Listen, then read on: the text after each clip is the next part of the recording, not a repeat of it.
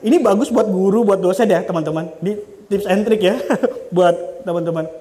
Teman-teman harus bersikap baik dulu ke orang, ya nggak dulu ya, tapi teman-teman harus selalu bersikap baik ke siapapun karena kita nggak tahu. Nah ini teman-teman saya yang di bawah ini usianya mungkin masih di bawah 30. Kalau saya bersikap saya nggak sopan sama mereka karena saya merasa senior, bisa jadi dunia berubah, berbalik. Ini bagus buat guru, buat dosen ya teman-teman. Di tips and trick ya buat teman-teman. Teman-teman harus bersikap baik dulu ke orang, ya nggak dulu ya, tapi teman-teman harus selalu bersikap baik ke siapapun karena kita nggak tahu. Contoh, saya di kantor itu sekarang mungkin yang paling udah senior lah, tua. Nah ini teman-teman saya yang di bawah ini usianya mungkin masih di bawah 30. Kalau saya bersikap saya nggak sopan sama mereka karena saya merasa senior, bisa jadi dunia berubah, berbalik. Saya bisa jadi ada di bawahnya mereka nanti. Mereka menjadi atasan saya. Sementara saya sudah pernah menyakiti mereka. Bagaimana perasaannya mereka? Iya nggak? Jadi kita harus selalu bersikap baik. Kemudian jangan FOMO, fear of missing out. Nggak usah ketakutan kehilangan momen. Apapun tuh tahan sedikit. Nih juga selalu bertanya, padahal saya kalau sama anak-anak misalnya, ya ini apa sih gitu. Saya selalu bilang ke mereka, coba cari di YouTube, coba cari di Google.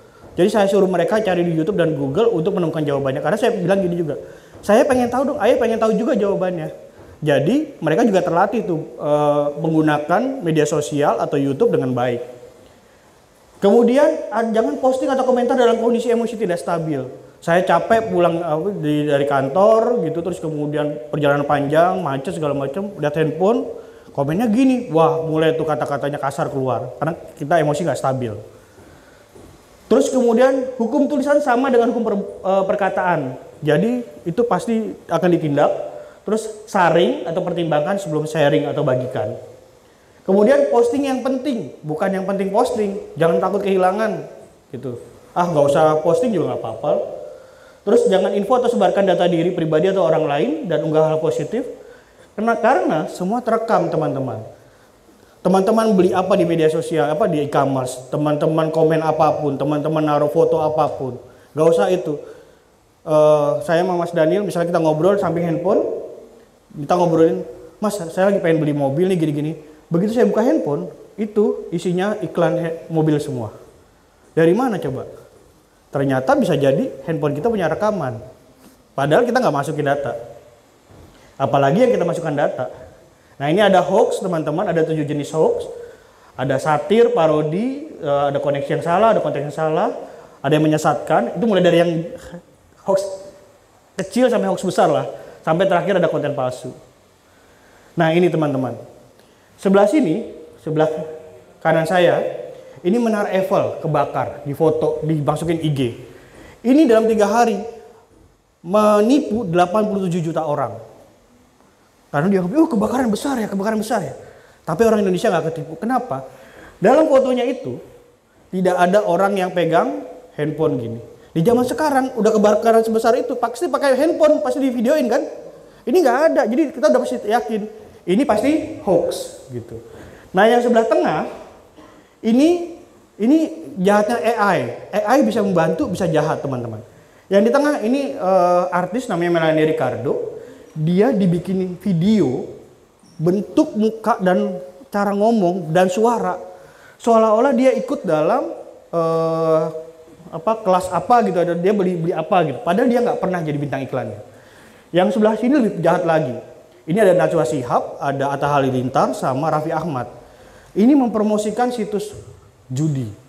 Jadi dia bilang ini situs yang paling gacor, yang paling wah udah punya depo segini, pokoknya kayak gitu deh. Ternyata mereka enggak, dan itu omongannya bener, cara ngomongnya dan segala macamnya. Ini kita nggak memasukkan data atau segala macam aja seperti itu teman-teman. Nah ada lagi phishing. Ada yang sebelah kanan phishing itu, misalnya ada kita disuruh klik APK ya, aplikasi. Ada APK gitu, aplikasi klik ini dong gitu. Padahal tuh kita nggak disuruh kasih data. Yang sebelah sini saya di WhatsApp sama kakak sepupu saya. Dia bilang, Dek ini bener gak sih? Jadi dia diiming-imingi uang 50 juta dari Rans Entertainment. Tapi syaratnya lengkap teman-teman, di sini ada tolong kirimkan foto Anda, foto KTP, foto buku rekening, nama lengkap, alamat lengkap, nomor WhatsApp. Itu cukup untuk membuat penipuan, bikin pinjol teman-teman. Di suatu daerah ada bapak petani yang nggak pernah pegang handphone. Gara-gara ini dia kena 80 juta. Karena dipakai tuh datanya. Jadi mesti hati-hati teman-teman. Foto, apalagi kalau teman-teman udah fotonya gini pakai KTP, wah udah gampang banget itu. Nah ini dia tadi yang saya bilang. Teman-teman selalu bertanya dulu kan. Di sini pertanyaannya adalah judulnya apa sih kak? Judulnya apa sih kak? Padahal di bawahnya ada coffee do me a favor. Selalu ada jawabannya. Jadi apa-apa tuh kita selalu pengen nanya mulu. Yang sebelah kanan itu soal juga nanya soal apa namanya? Samak alun apa gitu. Jadi tuh dia kayak sebenarnya tuh hantu yang berbentuk tikar. Tapi di situ semuanya nanya. Jadi nyari jawaban di kolom komentar. Dan bangga lagi. Siapa yang mencari jawaban di kolom komentar? Ya sama, saya juga sih. Kadang-kadang. Tapi kita harus cari tempat lain lah. Harus cari Google kan gampang. Nah ini satu lagi cyberbullying. Ini nggak ada kaitan dengan apapun ya. Tapi saya ingin tunjukkan. Bi, tolong buatkan tamu kita minum. Baik nyonya, dari gambar ini. Akhirnya ketangkep dia orangnya. Dan disuruh. Dia akhirnya minta maaf secara online. Jadi kita kira, gue komentar nggak dikenali kali ya, kan handphone gue pakai anonim lah atau apa, tapi ternyata ketahuan. Yang sebelah kanan teman-teman, itu ceritanya dia, kalau teman-teman cari di YouTube, The Ugliest Woman in the World, ini keluar videonya. Dan dia cerita, videonya itu ditonton 8 juta orang, dan dia ada yang komen banyak, dan dia perhatikan satu persatu komentar yang mendukung dia, nggak ada, semuanya ngebully dia. Dan bagaimana bayangkan ketika dia sudah ngerasa fisiknya memang sudah nggak bagus, tambahan bullying seperti itu, tambah hancur kan. Jadi bagaimana perasaannya? Kita seolah gampang aja ini kan. Nah yang ini, tapi yang ini keren, yang si mas-mas ini, yang mas ini ditulis ngeri banget ya, di bawahnya. Makanya sekolah yang bener-bener biar nggak jadi tukang gorengan. Sekarang dia punya penghasilan jutaan. Karena dia bisa bikin dari sini dia berubah tuh media. Dia Pak Kak pakai Naruto dong, pakai mana Naruto. Pakai baju gamis dong, pakai baju gamis.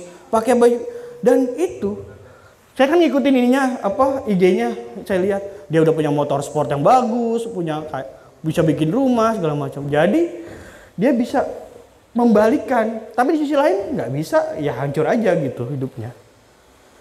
Ini satu lagi, typo itu hati-hati teman-teman. Yang pertama, ular kok dipiara, kalau gigit bagaimana?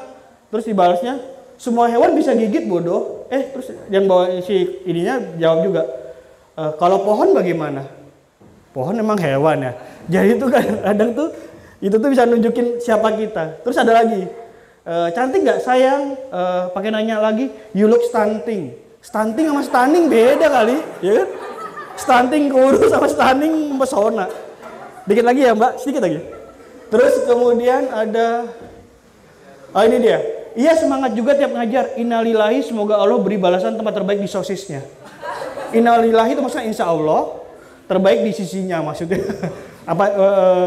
Jadi tuh beda banget maknanya. Ini lagi, ini juga pas banget lagi. Dek udah maghrib jangan lupa silat. Iya mah ini lagi wusu. Yang satu sholat, yang satu wudhu kan pas. Nah ini yang bawah. Ini jangan di ini ya. Dek di mana? Udah jam berapa ini? Pulang apa mama kucing? Ampun mah, iya OTW lagi. Maaf, nenenin temen. Salah ketik. Terus astagfirullah, istighfar kamu pulang sekarang. Nemenin mah katanya. Tapi itu bahaya gitu. Nah, satu lagi, AI itu bisa dimanfaatkan juga buat orang yang merindukan kasih sayang. Kemarin katanya 15 Februari hari jomblo sedunia katanya. Ini ChatGPT ditulisnya gini.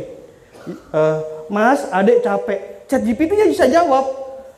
Adek, kalau capek istirahat dulu ya. Mas di sini kalau ada yang perlu dibantu. Ini bukan orang yang jawab ChatGPT loh. Terus, Mas, adek mau peluk. Adek peluk virtual dari Mas buat kamu. Semoga adek merasa lebih baik. I love you Mas. Adek, Mas juga sayang sama adek. Take care ya. Halu tingkat tinggi ya. Iya kan? Halu tingkat tinggi. Nah ini, tadi teman-teman di depan mungkin atau ini juga dibagikan, teman-teman akan mendapatkan akses Kompas ID selama 3 bulan. Ini mudah-mudahan Kompas ID itu adalah platform digital. Ini buat teman-teman gratis 3 bulan, sebenarnya berbayar. Buat teman-teman bisa baca-baca dan bisa menambah ini teman-teman. Ini masuk pesan sponsor sedikit ya. Jadi ini 3 keterampilan diperlukan buat teman-teman. Pertama networking, adaptability, dan problem solving. Mudah-mudahan ketika teman-teman baca, wawasannya nambah, pengetahuannya nambah, teman-teman bisa dapat ini. Oke? Nanti teman-teman tinggal scan, tinggal isi, dapat 3 bulan. Oke, terima kasih. Nanti kita bisa ngobrol atau lanjutkan lagi. Saya Galis Mara Pradipa, mari menjadi anak muda yang berdaya sejak muda. Terima kasih.